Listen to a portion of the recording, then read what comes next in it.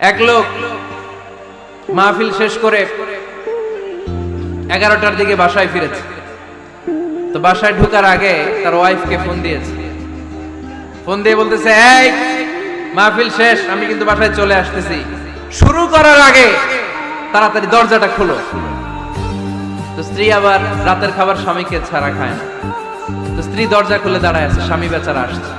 আসার পরে স্ত্রীকে বলতেছে, এই শুরু করার আগে রাতের খাবার দিয়ে দাও, খেয়ে নেই।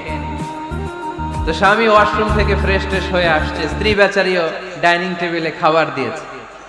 এবার স্বামীও খেতে বসেছে, স্ত্রীও খেতে বসেছে। স্বামী আবার বলতে আরম্ভ করছে, শুরু করার আগে ফ্যানটা ছাড়ো, খুব গরম লাগতেছে।